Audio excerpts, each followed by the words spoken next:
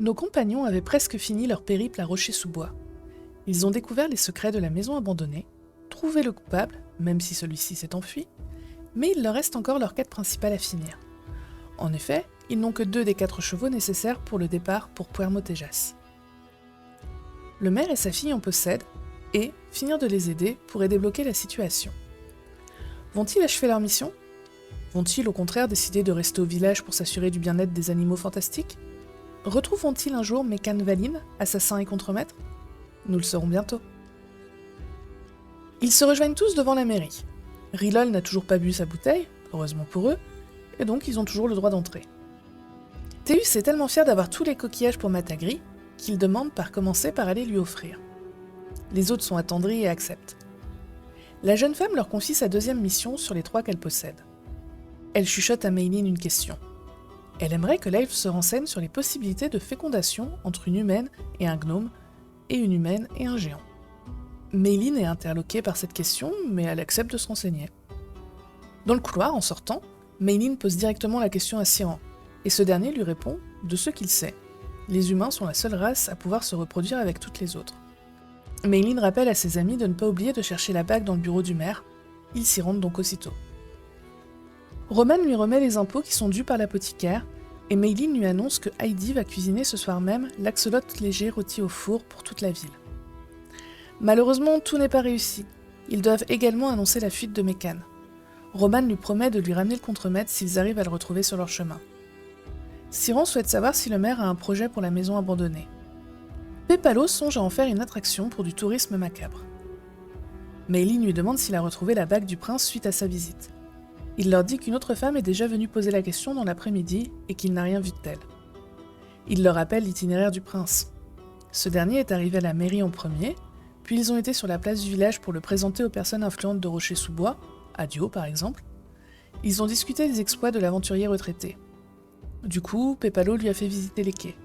Comme le prince était intéressé par les exportations, il a posé beaucoup de questions sur le vin produit au village, alors Pépalo lui a fait aussi visiter le vignoble.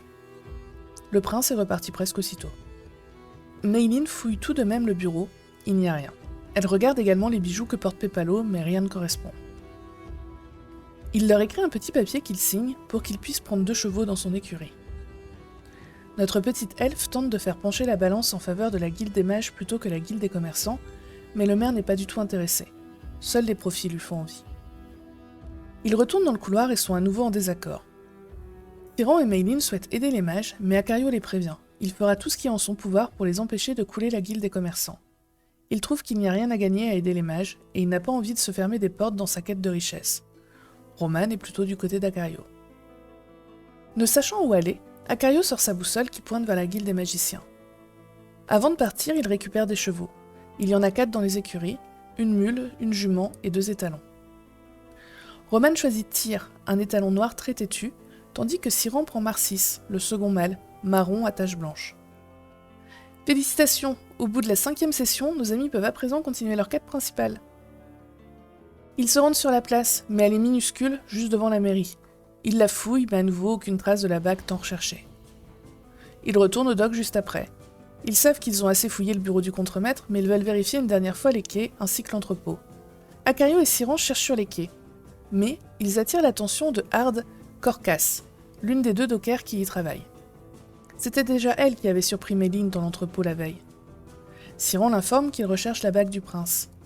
La description du bijou rappelle des souvenirs à Hard. Elle se souvient que Mécan, l'ancien contremaître, avait trouvé un bijou qui ressemblait étrangement à la description. Par contre, elle est presque certaine qu'il l'a vendu peu de temps après l'avoir trouvé.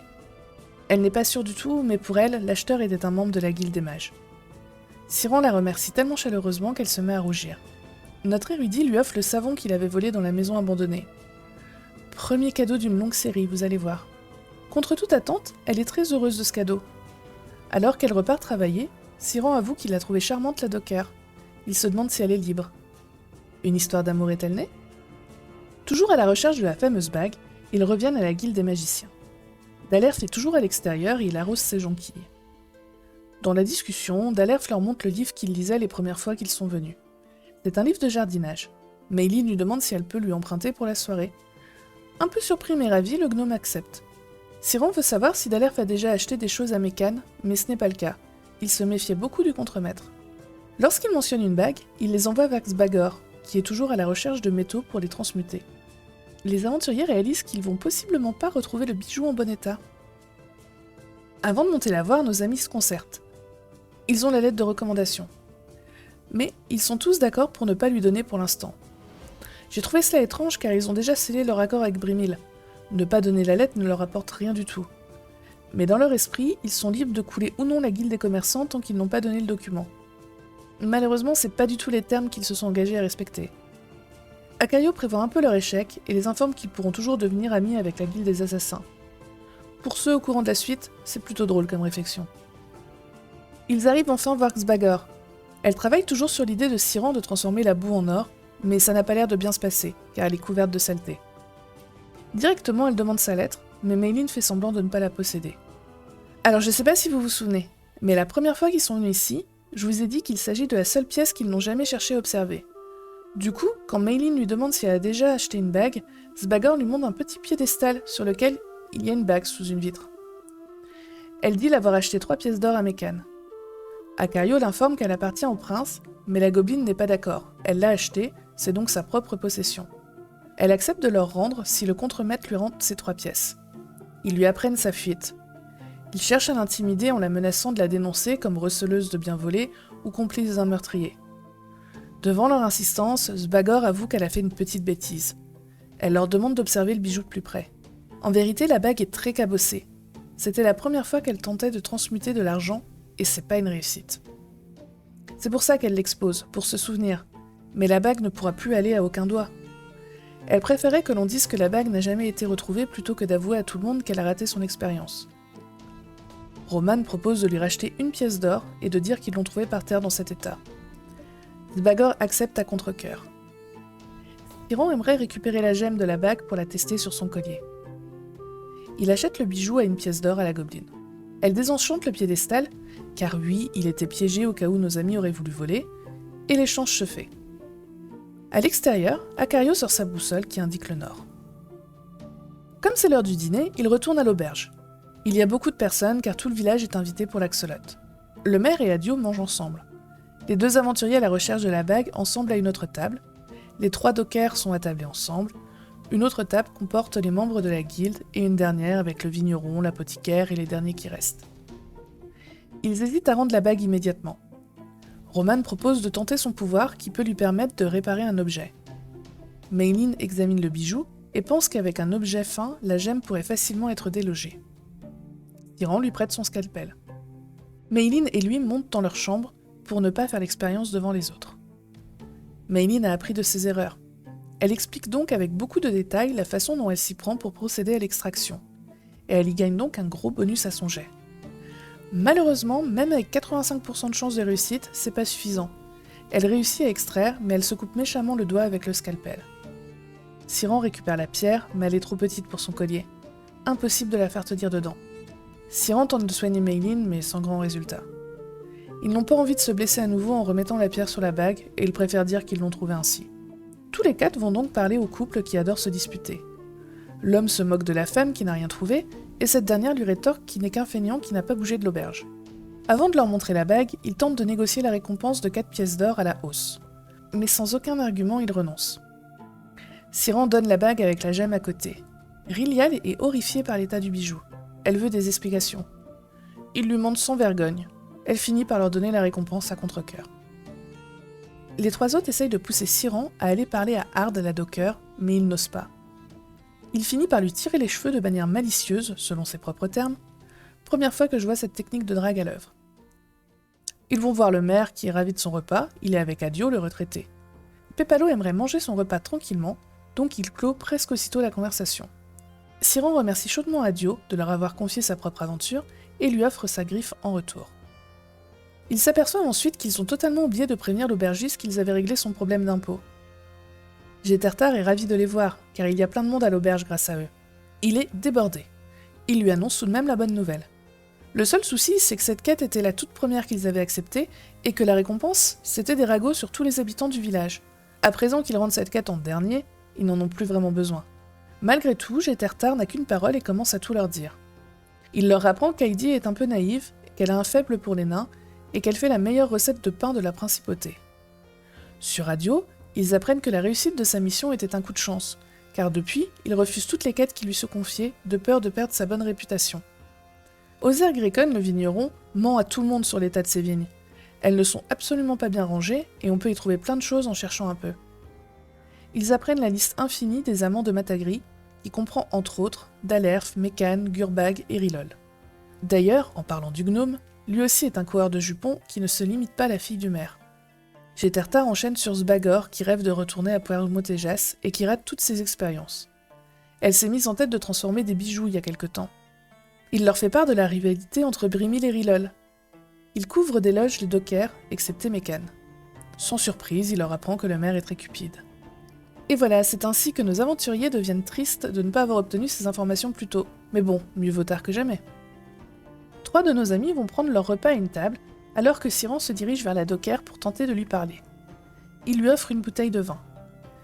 Elle veut l'inviter à boire avec eux, mais Siran est trop timide et retourne avec ses amis. Les autres sont dépités par son inexpérience et l'invitent à retourner auprès d'elle et à accepter son offre. Timidement, Siran obéit. Étrangement, il tient très bien l'alcool, ce qui impressionne les autres. Meilin, pour sa part, rejoint Dalerf, qui est ravi de passer un moment avec elle.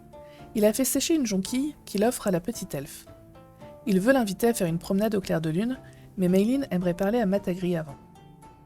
La petite équipe profite que tout le monde soit occupé à l'auberge pour rendre à nouveau visite à la fille du maire. Cette dernière boude car son père lui a interdit de rejoindre les autres. Ils répondent à la question de Matagri. Elle semble embêtée, mais elle leur offre un petit ruban magique. Ce dernier offre plus 5 points en persuasion. Meilin le porte. Matagri leur expose sa 3e quête. Sans surprise, elle leur avoue avoir appris qu'elle était enceinte. Elle n'a aucune idée de qui pourrait être le père.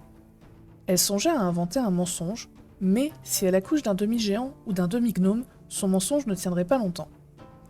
Elle leur offrira donc son cheval si les aventuriers lui trouvent une idée idéale pour ne pas mettre son père, ni le reste de ses amants, en colère. Déçus qu'il ne s'agisse pas vraiment d'une vraie mission, les aventuriers font l'impasse sur le cheval et repartent sans aider Matagri. Meilin va se promener au clair de lune avec Dalerf. Inspiré, Siran propose à Hard de se balader aussi sur la plage. Les autres préfèrent se reposer avant leur voyage.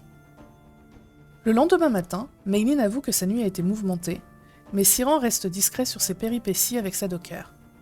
Acario sort sa boussole devant l'auberge et elle indique le nord. N'étant pas certain de la route à prendre, ils retournent voir une dernière fois Gétertar. Ils lui font leur adieu. L'aubergiste leur indique le chemin pour se rendre à Puermotejas. Cela prendra 2 voire 3 jours de route. Il leur vend 2 lots de rations, comprenant du pain, du jambon et de la saucisse sèche.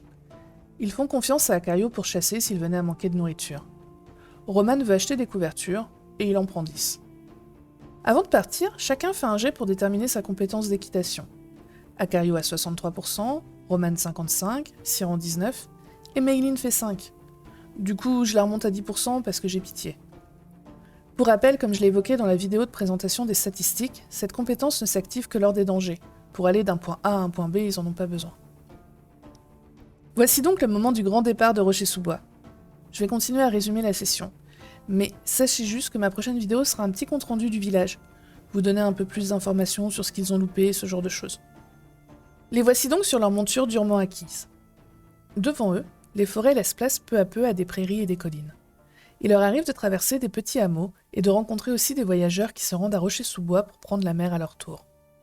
Lors du premier après-midi, alors qu'ils chevauchent derrière Acario, accroché à lui car il a peur des chevaux, Théus semble ennuyé. Il finit par se confier à notre pirate. Théus est plutôt content d'aller à Puermotejas, mais il a peur de la suite. Un peu plus loin, il y a la capitale, Alanos. Théus y est originaire. Il ne veut pas y revenir avant d'avoir vécu de grandes aventures. Il veut revenir en héros, pas avant. Théus leur dit que s'ils vont jusqu'à là-bas, il devra se séparer d'eux, et il n'en a pas envie. Il aimerait la promesse que ses nouveaux amis n'y aillent pas. Acario refuse de faire une telle promesse, mais il le rassure en lui disant que pour le moment, Alanos n'est pas au programme. Théus n'est pas entièrement convaincu par le discours d'Acario, mais il est quand même rassuré qu'il ait pris le temps de lui parler et d'écouter ses craintes. Siran a entendu Acario dire qu'ils avaient tous des choses à récupérer à Puermotejas. Il lui demande donc en quoi consiste sa mission, car jusqu'à présent, Acario n'a rien dit à ses compagnons. Le pirate lui avoue qu'il est à la recherche de son équipage. Notre érudit est interloqué. Meilin lui pose également quelques questions, et Acario finit par avouer qu'il est pirate. Siran, de par son savoir, lui indique que Puerto Montejas ne dispose d'aucun port. Acario et Meilin sont persuadés du contraire, mais Siran n'en démord pas. La ville n'est même pas côtière, il n'y a donc aucun moyen d'y trouver un port. S'il y en avait un, ils auraient accosté directement en ville, et non à Rocher-sous-Bois. Du coup, Siran se méfie d'Acario, il pense que ce dernier leur cache des choses. Meilin lui demande comment il sait que son équipage l'attend là-bas. Acario lui explique qu'il s'agissait de leur destination avant qu'il ne passe par-dessus bord. Il pense donc que son second doit l'attendre ou le rechercher en ville. Meilin veut savoir la raison de cette destination. Acario reste vague et lui répond qu'il s'agissait de trouver des trésors. La route se poursuit sans encombre jusqu'au soir. Ils font halte et se préparent à passer la nuit autour d'un feu de camp. Je leur offre la possibilité de passer un moment à discuter et faire plus ample connaissance. À la base, je n'avais pas prévu en écrivant le scénario qu'ils passeraient autant de temps au premier village. Roman propose à tout le monde de partager les raisons qui les poussent à se rendre à Puerto Montejas. Vu qu'Acario s'est confié dans l'après-midi, ce serait bien que tous fassent de même. Meilin avoue enfin être une elfe. Elle leur raconte être victime d'un maléfice et de rechercher une sorcière qui pourrait l'annuler. Elle pense qu'elle se trouve à Puerto Montejas. Roman lui demande de quel maléfice il s'agit. Elle lui dit que cela raccourcit son espérance de vie. Ce qui est vrai, mais elle préfère taire l'autre effet de la malédiction. À son tour, Siran se confie. Il raconte à quel point il est doué dans ses études. Il passe un moment à s'énerver contre Robin de Tours, son rival de toujours, qui a, selon Siran, triché pour finir premier. Il cherche donc le livre de la destinée, qui apporte toutes les connaissances du monde. Il est censé se trouver dans les coffres du comte de Puerto Montejas. Roman lui demande le rapport avec son collier. Siran pense qu'il n'y en a pas. Il l'a volé avec des parchemins à l'académie d'où il vient. Roman explique aux autres qu'il cherche son frère qui aurait été aperçu en ville. Il leur parle également des bijoux que son frère a volés avant de s'enfuir. Meilin va en savoir plus sur les histoires de pirates d'Acario. Notre pirate précise que son équipage et lui n'étaient pas des personnes sanguinaires. Ils sont à la recherche de trésors, mais pas de meurtre et de sang. Siran s'inquiète qu'Acario cherche également le livre de la destinée, car, il ne l'a pas précisé aux autres, cette relique peut également apporter la richesse éternelle ou l'amour éternel, au lieu du savoir. Leur discussion est interrompue par un groupe de 3 voyageurs qui se dirigent vers eux. Il s'agit d'un elfe noir, qui semble mener la troupe, d'un gobelin et d'un humain. Ils se présentent. Farul, de la maison Claude, Funul Fardessin et Cage. Ils sont à la recherche d'un endroit où dormir ce soir-là, car ils ont été volés, et ne possèdent presque plus aucun matériel. Ils sont même incapables d'allumer un feu. Acario veut savoir qui sont les auteurs des vols. Ils ont perdu un cheval bêtement. L'animal s'est fait piquer par une abeille et est parti comme une furie, ils ne l'ont jamais rattrapé. Une partie de leur matériel était dessus. Peu de temps après, des brigands qui semblaient vivre dans la forêt leur ont volé le reste de leur sac. Ils tentent d'atteindre Rocher-sous-Bois. Ils ont simplement besoin de trouver un endroit pour dormir. Siran veut savoir d'où ils viennent. Ils ont passé du temps à Puerto Montejas. Ils n'ont pas beaucoup d'informations sur la ville car ils étaient juste de passage. Ils s'y sont arrêtés une seule nuit. Acario vérifie qu'ils ne sont pas armés. Seul l'humain possède un petit poignard. Farul explique qu'il est un ambassadeur de son peuple et qu'il doit rejoindre au plus vite les elfes du sud pour leur demander de l'aide. Ils entendent parler pour la première fois d'une maladie qui ne touche que les elfes. Il s'agit de la fièvre noire, une maladie très lente qui donne beaucoup de toux et de fièvre aux victimes. Elle met environ 2 années à tuer, durant lesquelles la personne souffre beaucoup. Pour l'instant, personne n'en a réchappé. Funul, quant à lui, est un explorateur gobelin qui s'est lancé dans un tour du monde. Il s'intéresse d'ailleurs beaucoup à Siran qui n'a pas l'air originaire de Morensia. Il adore entendre des histoires sur des peuples et des cultures différentes. Kedge, lui, n'a pas grand-chose à dire. Il les a rejoints et compte se séparer d'eux sur l'île des géants. Il trouve simplement que c'est plus simple de voyager en groupe. Siran observe attentivement la petite troupe avant de prendre une décision. L'elfe noir n'a pas l'air d'être quelqu'un de trop pauvre, cela correspond donc à son métier d'ambassadeur. Il paraît être le leader du groupe. Kedge est celui qui semble le plus à l'aise dans ce genre d'environnement. Il paraît en avoir bavé dans la vie. Meilin utilise son pouvoir pour demander un peu d'argent à l'elfe. Elle gagne ainsi 2 pièces d'or.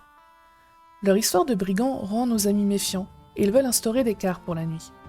Chaque groupe se renseigne sur les difficultés rencontrées sur la route des autres. Farul leur indique qu'un peu plus loin, il y a une bâtisse étrange. Ils ont voulu s'y arrêter, mais il y avait une personne pendue à l'intérieur. Ils sont repartis après l'avoir enterrée. Finalement, les aventuriers acceptent que les voyageurs dorment près de leur feu. Un bon point pour leur karma. Tout le monde va dormir, et nos amis instaurent des quarts de 2 heures pour monter la garde, ayant tout aussi peur de leurs invités que des brigands. Rien n'est à signaler au petit matin. L'elfe noir les remercie beaucoup de leur gentillesse. Meilin en profite pour faire la publicité de l'auberge et leur demander de saluer Heidi, la cuisinière, de leur part.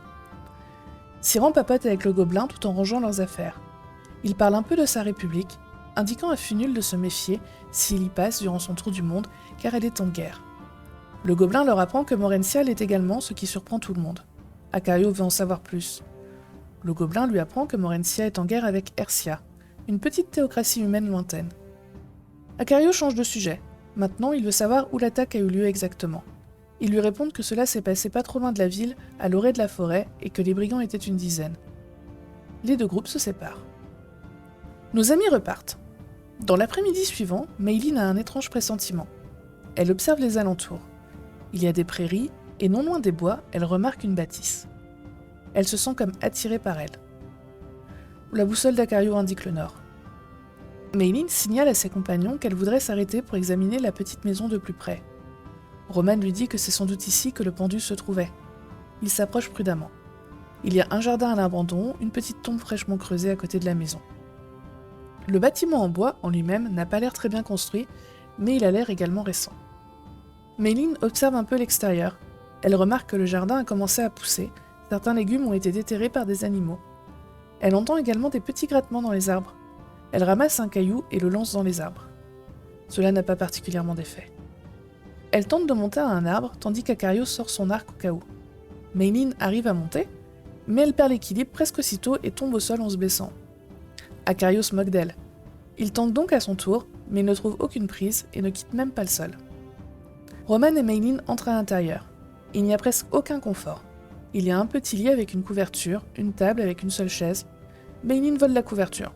Acario les rejoint. Roman remarque la corde attachée à la poutre qui pend. Il voit également une feuille de papier qui est tombée de la couverture de Maylin. Voici ce que dit le message. « Je ne peux plus vivre ainsi. Je pensais que ma vie d'avant était horrible, mais ce n'est rien comparé à ce que je suis devenu. Martin était un tyran. Chaque jour, il me brutalisait. Je me sentais si mal. Alors, lorsque cette sorcière a proposé que Martin me laisse tranquille pour toujours, j'ai accepté. Il n'y avait pas de condition, elle avait promis, je n'aurais rien à faire en échange. Elle avait raison, j'ai rien eu à faire. Lorsque je suis passée à côté de Martin le lendemain, et qu'il m'a ignorée, j'étais si soulagée. Puis j'ai compris que plus personne ne se souvenait de moi. Personne. On m'a chassée de ma maison, on a pris mes affaires. J'ai juste eu le temps de prendre Toti avec moi. Je suis retournée la voir, mais elle était absente, et les villageois m'ont poursuivie. J'ai pris un parchemin et je me suis enfuie. Je n'ai que 14 ans, et je ne sais pas ce que je vais devenir. J'ai construit ma maison, planté mon jardin, mais je n'ai plus rien. Toti était ma peluche. Il m'a toujours réconfortée lorsque je le serrais contre moi le soir. Alors quand j'ai vu que le parchemin pouvait lui donner vie, je l'ai fait. C'est mon seul réconfort, mon seul ami. Mais je vais abandonner. Je ne suis pas fait pour vivre seul, je ne vais pas m'en sortir. Si je vous écris mon histoire, c'est pour que quelqu'un trouve Toti et s'occupe de lui. Il est dehors, pas loin. Il est jamais loin de moi. Il a pris soin de moi depuis que je suis née. S'il vous plaît, occupez-vous de lui. » Roman a lu la lettre aux autres. Directement, Maylin reconnaît la sorcière qui l'a maudite. Roman va dehors et appelle Toti par son nom. Les branches d'arbres bougent encore plus. Il s'approche et entend un petit cri d'animal. Mais Roman n'arrive pas à l'amadouer. Maylin incite Théus à appeler l'animal. Siran arrive à le trouver, et voici Toti, un petit singe adorable qui ressemble toujours à une peluche. Son pelage est un peu rêche comme celui des vieux doudous. Dedans, il y a même des taches, comme si une boisson avait été renversée dessus. Nos aventuriers, surtout Maylin, sont sous le charme de la peluche vivante. Siran lui fait un gros câlin. Sans surprise, il l'adopte immédiatement. En comptant Théus, ça commence à faire une joyeuse petite troupe, et c'est possible que ce soit pas fini. Acario décroche la corde et la garde. Siran et Maylin prennent des petites carottes dans le jardin et nourrissent leurs chevaux. Ils repartent sur la route afin de ne pas perdre plus de temps. Je fais une petite ellipse et je passe au lendemain. Sur la route, ils sont assez proches de leur destination. Ils aperçoivent de la fumée dans la forêt. Cela leur semble inhabituel. Il n'y en a pas assez pour que ce soit un incendie, mais cela pourrait correspondre à un campement. Mais ils sont en plein milieu de la journée. Roman pense qu'il s'agit des brigands et il n'a aucune envie d'aller vérifier. Acario, lui, préférerait jeter un œil. Il ne veut pas d'une troupe de brigands qui les suivent. Roman insiste, il ne veut pas révéler leur présence et préfère les éviter. Il arrive à persuader les autres de ne pas tenter le diable et ils esquivent cette aventure. Petite information. Je peux malheureusement pas vous dire ce qui s'y cachait puisque cela a une grande influence sur la suite des aventures. Mais sachez simplement que s'ils avaient décidé d'y aller, une partie de leurs futures questions aurait trouvé beaucoup de réponses. Ils arrivent ensuite en fin de journée à Puermotejas. Voici la description que je leur ai lue. Il s'agit d'une ville de petite taille, bien plus grande que Rocher-sous-Bois, mais minuscule pour ceux qui ont l'habitude de vivre dans des capitales comme Meilin et Romane. À peine arrivés, vous remarquez une foule composée de personnes de toutes sortes de races différentes.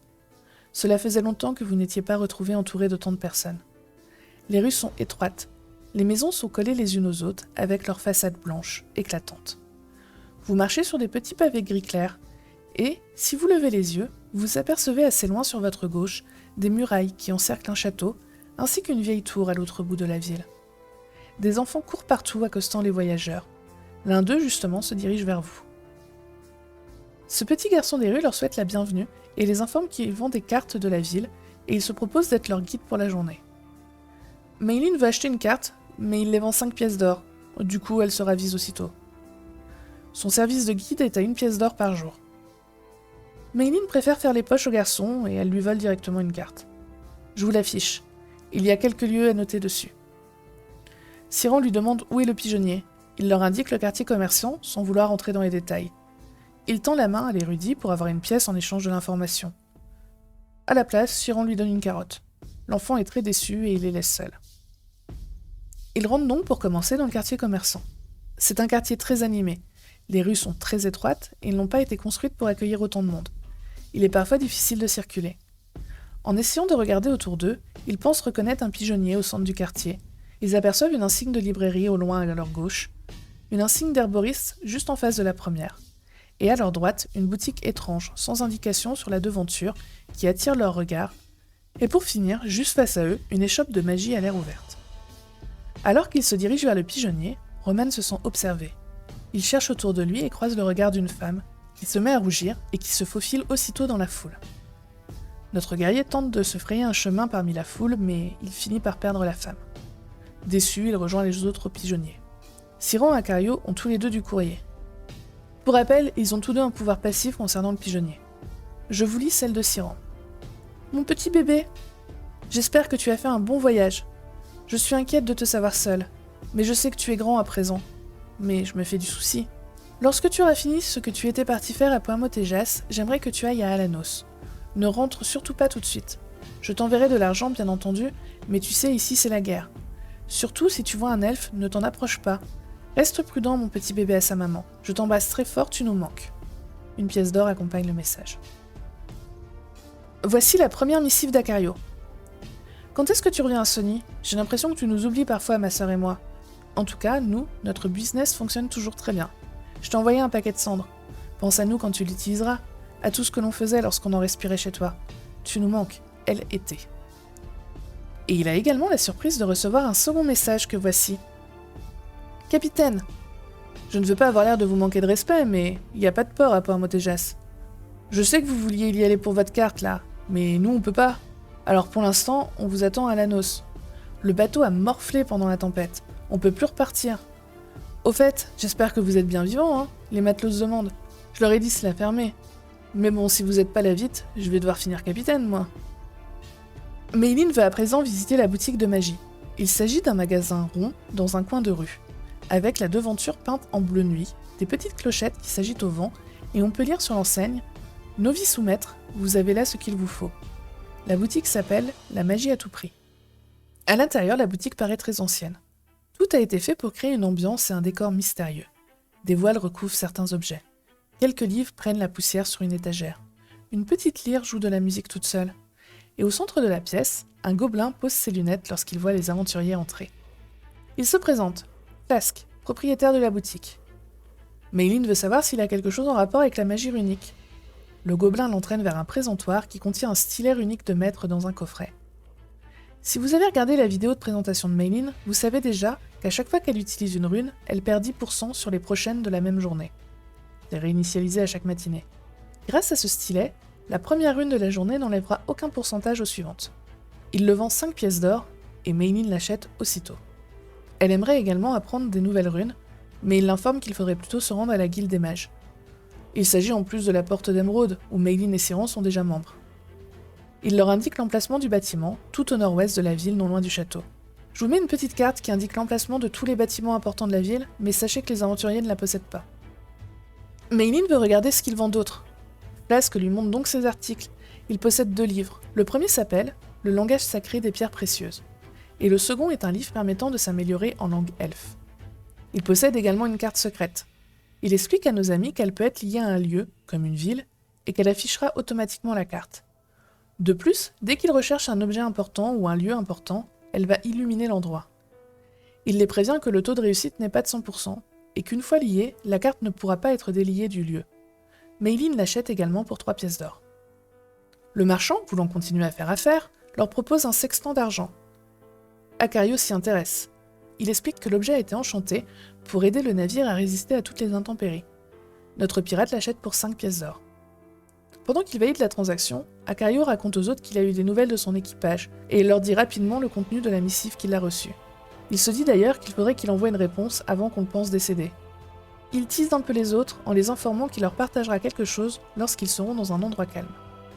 Roman, n'étant pas dans son élément, regarde autour de lui et remarque que la femme de tout à l'heure a les mains sur la vitrine et cherche à regarder à l'intérieur du magasin. Il sort aussitôt et elle essaye à nouveau de fuir. Encore une fois, il échoue à la rattraper. Pendant ce temps, Flasque présente ses 2 derniers objets. Le premier est une bourse. Elle est totalement vide, mais visuellement, si on ne l'ouvre pas, elle paraît pleine. Elle fait également le bruit d'une bourse pleine. Elle coûte également 5 pièces d'or, mais pour une fois, les aventuriers trouvent cela trop cher. Le second est une dent rouge sombre.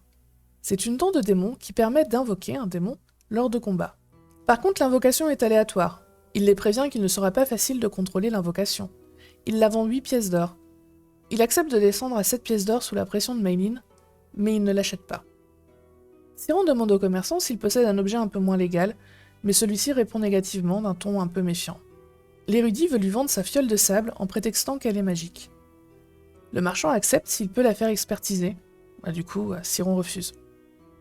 Maylin pose des questions sur la sorcière du coin. Flasque lui dit qu'elle est au service du comte, donc elle reste toujours au château et qu'elle ne sort presque jamais en ville. Il y a tout de même une exception. Pendant le temps du tournoi d'archerie, chaque année, elle va dans sa tour et elle exauce les vœux des habitants assez courageux pour la trouver. Maylin tique un peu sur le mot « courageux ». Flasque lui explique que devant la tour, il existe un grand labyrinthe et qu'il faut simplement le traverser et trouver la sortie. Lui, il n'a jamais essayé. Nos amis sortent tous de la boutique, beaucoup plus légers en pièces d'or, mais avec 3 nouveaux objets. Ils décident ensuite de se rendre à l'auberge. Elle s'appelle l'Ours Farceur. C'est un bâtiment de forme rectangulaire, composé d'un rez-de-chaussée et de 2 étages. L'enseigne représente un ours mettant sa patte sur un tonneau prêt à le faire rouler. À l'intérieur, il découvre une salle pouvant contenir 30 personnes avec ses 9 tables. L'imposante cheminée de granit poli témoigne de la qualité de l'auberge. Il y a également un grand comptoir où une femme sert un verre avec précision. Une petite estrade tout au fond où joue un homme de la mandoline. Derrière, un étal où une alpheline semble vendre divers objets. La musique est bien meilleure ici qu'à Rocher-sous-Bois. Une autre femme passe le balai entre les tables d'un air sombre. À la première table, 2 gardes sont en train de boire un verre et paraissent d'humeur très joyeuse. À une autre table, une géante mange un repas seule. 2 hommes sont assis à une 3e en lui jetant des regards noirs. Derrière le comptoir, il y a une porte qui est fermée, et il y en a une autre juste en face, fermée elle aussi, ainsi qu'un escalier pour monter à l'étage. Ils s'assoient à une table un peu éloignée, une naine se dirige vers eux presque aussitôt. Elle prend leur commande. Roman prendra une bière blanche, Siron et Acario chacun une bière aromatisée, et Maylin une cervoise au miel. Siron se fait offrir sa boisson par Roman et tous se rendent compte qu'il n'a presque plus d'argent. Il avoue que sa mère lui envoie de l'argent régulièrement, mais que cette fois-ci, elle a été légèrement radine. À présent qu'ils sont tranquilles, Acario montre son carnet aux autres. Pour ceux qui ont vu la vidéo de présentation de son personnage, vous savez qu'il possède une 10aine de cartes au trésor dans ce carnet. La première d'ailleurs concerne Poids-Motéjas, je vous la montre. C'est pour cette raison que son équipage se rendait ici avant qu'il ne tombe par-dessus bord. Il montre la première carte aux autres. Acario pense qu'il s'agit d'une carte de Poids-Motéjas. Pour lui, la spirale c'est le labyrinthe, le fromage c'est le marécage fromageux, le nom du quartier à l'ouest de la carte. Maylin ajoute que la couronne doit correspondre au château et que l'arc est le terrain d'archerie. Bon, ils ont eu de la chance de posséder une carte de la ville, mais je dois quand même les féliciter car c'est exactement ça. Maylin repère même que les lignes vertes correspondent aux routes de la ville. Bravo à eux. Reste plus qu'à décoder les chiffres et la signification de la carte, mais c'est déjà une avancée. L'elfe demande à quoi pourrait correspondre la phrase « la Sainte Aubergine ». Roman et Acario sont certains qu'il s'agit de l'auberge, à cause de son emplacement sur la carte. Nous verrons s'ils ont raison. Acario pense qu'il faudrait deviner le chiffre manquant sous la tâche en regardant les autres chiffres, mais il ne trouve aucune correspondance. Siran se dit qu'il peut s'agir de dates ou d'heures, ou peut-être d'un classement des lieux par niveau d'importance. Pour finir, il évoque l'idée que ce soit un nombre de pas à faire à tel ou tel endroit. Meilin se souvient d'avoir vu une librairie dans le quartier commerçant. Peut-être que le livre peut évoquer cet endroit ? La boussole d'Acario pointe vers le sud. N'hésitez pas à indiquer vos suppositions dans les commentaires concernant le fonctionnement de cet objet, car il va encore se passer un bon moment avant qu'il comprenne comment bien l'utiliser. Siran se dit qu'il faut sortir la boussole à chaque endroit, et faire le nombre de pas indiqués sur la carte pour pouvoir trouver ce qu'il cherche. Meilin est fatigué à l'avance de faire 11 822 pas, comme indiqué tout en bas à droite.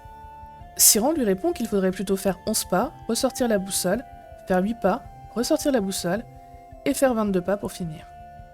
Acario est persuadé qu'il faudrait déjà réussir à déterminer le chiffre qu'il manque avant d'essayer les différentes techniques proposées. Malheureusement, il n'a toujours pas trouvé de logique appropriée. Il est tenté d'utiliser déjà une potion des ancêtres, mais Meilin lui fait remarquer qu'ils n'ont pas encore beaucoup cherché et qu'il devrait plutôt les économiser. Comme le symbole de livre est entouré de rouge, Roman veut d'abord passer à la librairie avant toute chose. Ils vont se renseigner auprès de la tavernière pour obtenir une chambre. Elle fait payer 3 pièces d'or par chambre pour une semaine. C'est un lit de place, donc ils peuvent se partager une chambre à deux sans souci. Acario fait la remarque qu'ils ont 11 couvertures et que Théus peut donc dormir par terre. Mais finalement, ils prennent 3 chambres, ayant pitié du petit garçon. Roman et Siran vont partager une chambre au 2e étage. Meilin va prendre Théus avec elle, juste à côté de la chambre d'Acario, au 1er étage. Ils se renseignent cette fois-ci sur le tournoi d'archerie. Ils apprennent qu'il commence le lendemain. Il faudra simplement se rendre à l'entrée pour s'inscrire. Ils sont assez motivés pour s'inscrire, mais ils s'aperçoivent qu'une seule personne possède un arc, et c'est Acario. Meilin se dit qu'il est peut-être possible de se le prêter si tout le monde ne joue pas en même temps. Pour elle, ils ont tous leur chance, car, avec sa rune, elle peut faire tomber l'arme des mains de leur adversaire. Acario souhaite aller devant le labyrinthe pour savoir si sa boussole pointait plutôt vers la tour de la sorcière ou plutôt vers la librairie. Ils sortent de l'auberge et découvrent avec stupéfaction que leurs montures ont été volées. En même temps, ils ne les ont pas mentionnées une seule fois depuis leur arrivée en ville. Personne n'a songé à trouver une écurie ou même à les attacher. Ils regardent autour d'eux et appellent les animaux, mais c'est peine perdue. Ils se souviennent qu'il y avait 2 gardes dans l'auberge, du coup ils y retournent immédiatement pour se plaindre. Les 2 hommes sont 2 humains, Pyrostos et Abalbrodert, qui malheureusement ne sont pas vraiment motivés à faire leur travail. Je vous ai dit leur nom, mais les joueurs n'ont pas pensé à leur demander. Les gardes sont très bien en train de boire à l'auberge. Ils trouvent d'ailleurs que les aventuriers ont été stupides de ne pas faire attention à leur monture dans cette période où des voyageurs sont attendus de partout à cause du tournoi. Ils prennent tout de même la description de chaque monture et ils feront passer le mot à leurs collègues.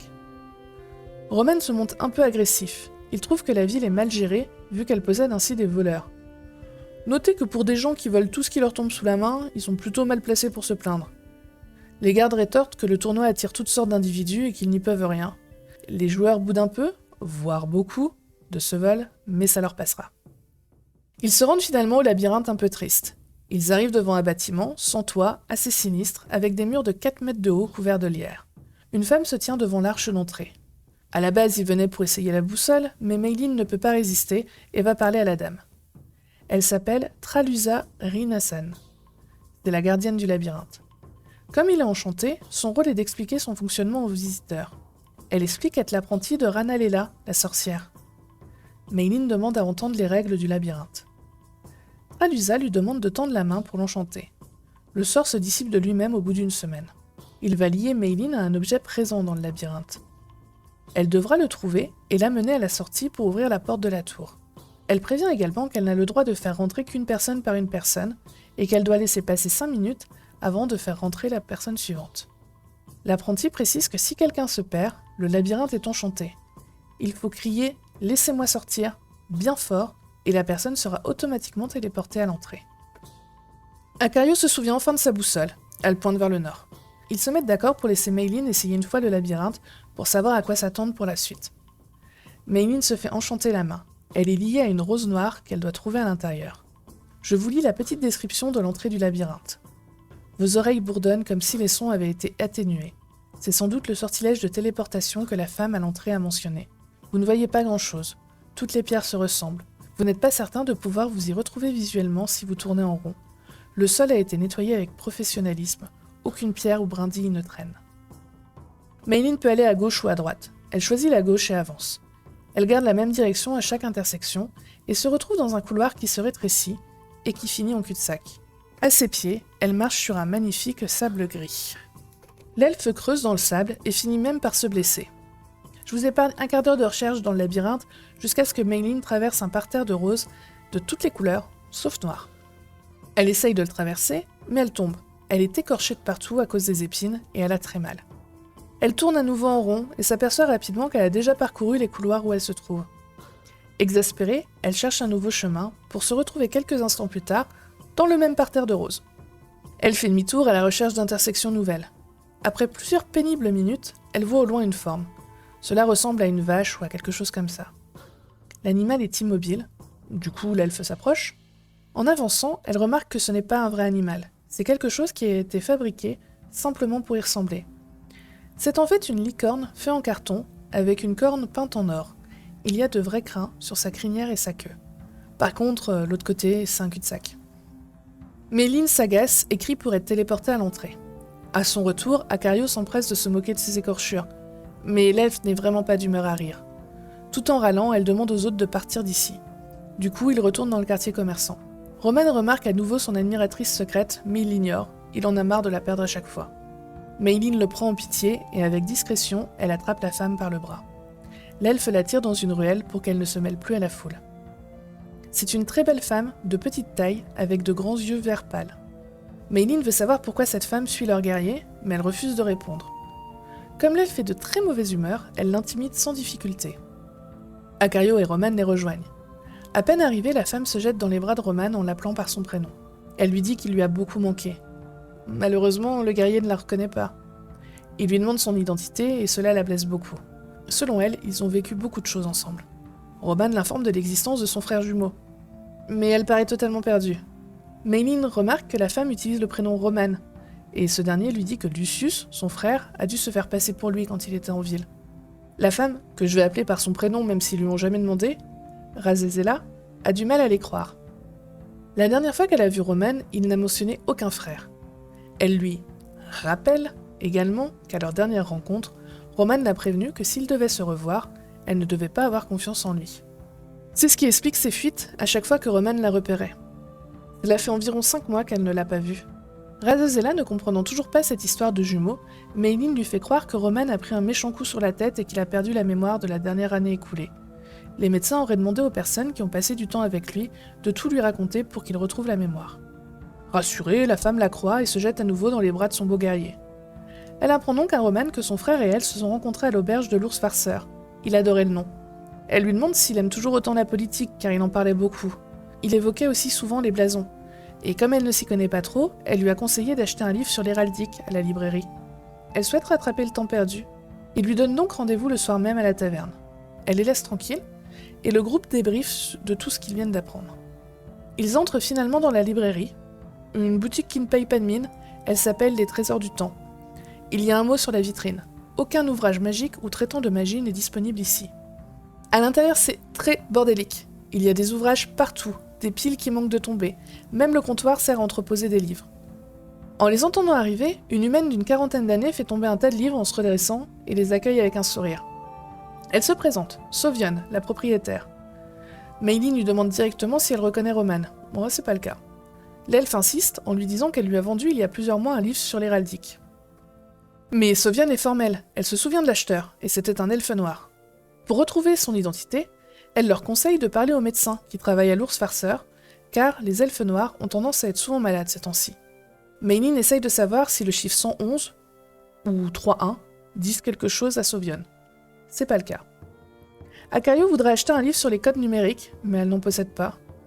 Maylin se reconvertit en architecte, elle veut savoir si le bâtiment a toujours été une librairie, s'il n'y a pas de trappe ou de porte secrète à l'intérieur.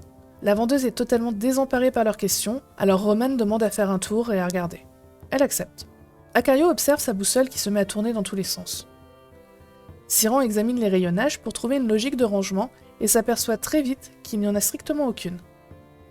Il veut également savoir si la vendeuse a des livres très rares ou des chefs-d'œuvre absolus en vente. La vendeuse ne pense pas en avoir, mais elle a des livres qui ne veulent pas partir depuis des années car ils sont totalement inintéressants. Acario se dit que c'est peut-être en rapport avec les livres les plus anciens qu'elle possède. Il tente des domaines aléatoires pour trouver ce qu'il cherche, et quand Acario lui demande si elle en possède sur la navigation, elle lui propose le livre « Les plus grands pirates de tous les temps », et il l'achète pour 2 pièces d'or. Soudain, éclair de génie, Acario demande si elle possède un livre appelé La Sainte Aubergine.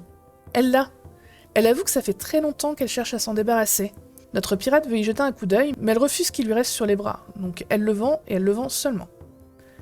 Elle le propose à 3 pièces d'or. Il tente de négocier mais échoue. Du coup, Acario l'achète. Siran demande si elle connaît le livre de la destinée et elle lui répond qu'il appartient au comte et doit se trouver dans son trésor. Comme il commence à devenir envahissant, la vendeuse finit par les mettre dehors, tout de même bien heureuse de ses 2 ventes. Et voilà, c'est la fin de cette session. Que va nous révéler la Sainte Aubergine ? Meilin réussira-t-elle à traverser son labyrinthe pour rencontrer la sorcière ? Siran trouvera-t-il son livre de la destinée ? Roman saura-t-il ce que son frère a fait du livre de l'héraldique ? Et aussi, n'oublions pas, retrouveront-ils leurs chevaux ? Nous le saurons bientôt.